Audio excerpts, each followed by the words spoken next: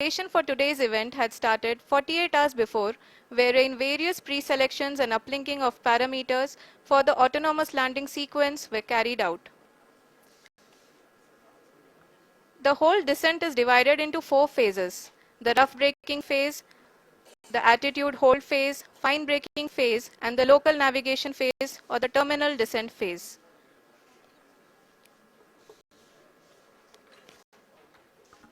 जी हाँ, attitude hold phase जो कि पावर डिसेंट का दूसरा चरण है, एक बहुत ही महत्वपूर्ण फेज है। इस 10 सेकंड के स्मॉल ड्यूरेशन के दौरान लैंडर के दो महत्वपूर्ण सेंसर कारा और लासा लैंडर की ऊंचाई की गणना करेंगे। इस फेज के पूरा होते ही लैंडर चंद्रमा के सतह से कुल 6.8 किलोमीटर की ऊंचाई पर होगा।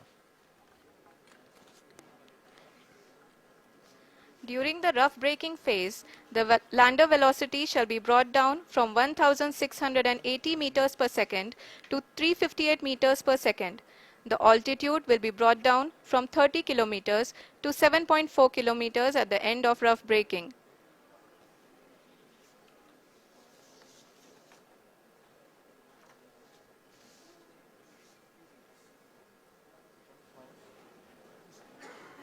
Currently, we can see the scientists are analyzing the lander data.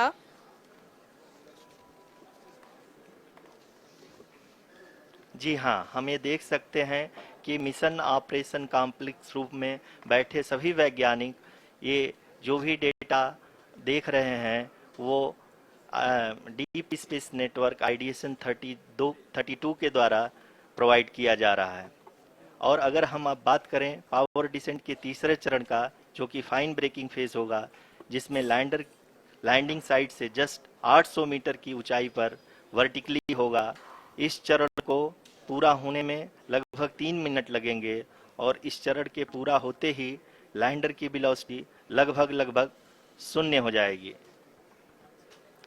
The scientists here at ISTRAC are glued to their systems, analyzing all sorts of complex data.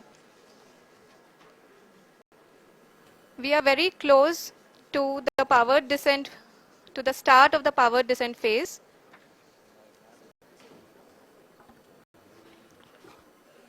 जी हाँ, अगर हम अब बात करें पावर डिसेंट के चौथे और अंतिम चरण का, जो कि लोकल नेविगेशन फेज या टर्मिनल डिसेंट फेज भी कहा जाता है, इस दौरान लैंडर के 2 इंजन बंद कर दिए जाएंगे और लैंडर के सेंसरों द्वारा इसके हाइट और वेलोसिटी की गणना इनर्शियल नेविगेशन को भेज दिया जाएगा।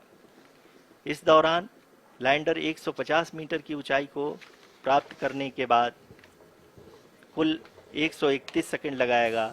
इस पड़ाव पे आने के बाद पुनः लैंडर 22 सेकंड के लिए हवरिंग करेगा।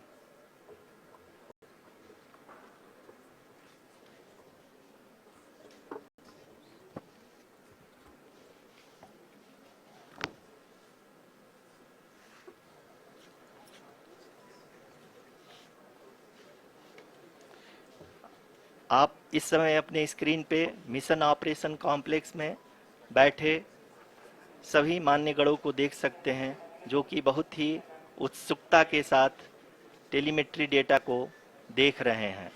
अभी हम लोग पावर डिसेंट शुरू होने से जस्ट कुछ ही पल दूर हैं।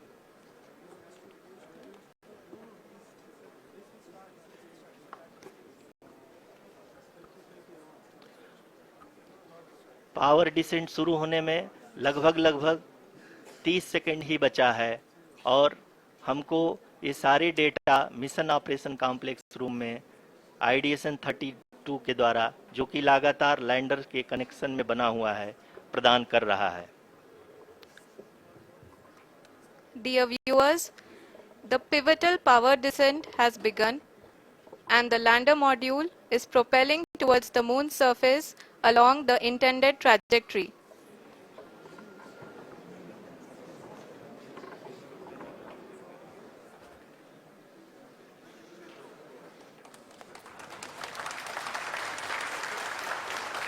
जी हाँ, अब हम देख सकते हैं रफ ब्रेकिंग फेज की शुरुआत हो चुकी है।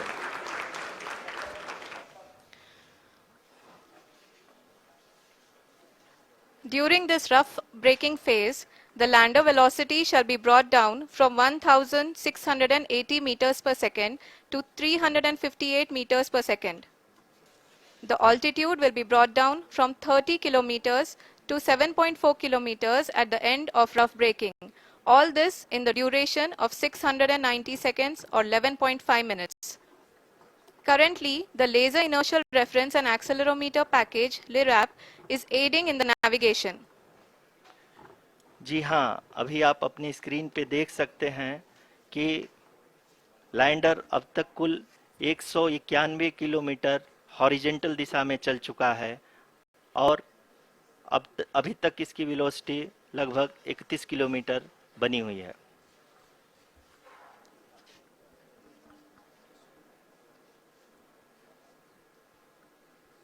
The lander module has traveled a distance of approximately 228 kilometers. The complete downrange that will be traveled during this phase shall be nearly 713.5 kilometers.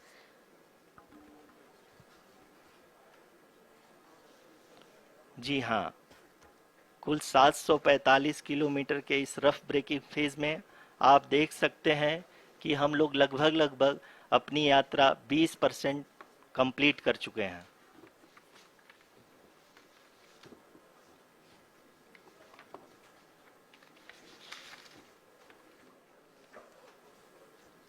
Power descent की यह शुरुआत हम कह सकते हैं कि बहुत ही सटीक और सधी हुई है, जिसमें लैंडर अपने वेगमान को अनुमानित तरीके से घटा रहा है।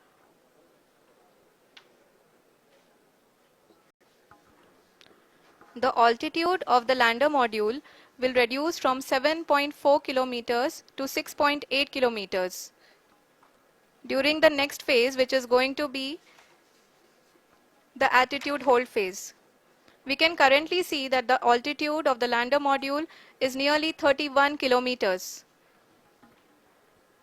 आरुषि, अभी हम इस ग्राउंड ट्रेस को देखते हुए कह सकते हैं कि रफ ब्रेकिंग फेज की शुरुआत बहुत ही अच्छे तरीके से हुई है।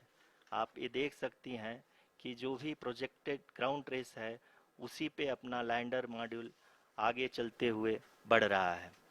अभी तक ये देखा जा सकता है कि लैंडर मॉड्यूल लगभग 370 किलोमीटर क्षैतिज दिशा में चल चुका है। The mission operations team is analyzing the data. We can all see the seriousness and the concentration with which each and every parameter of the lander module is being analyzed.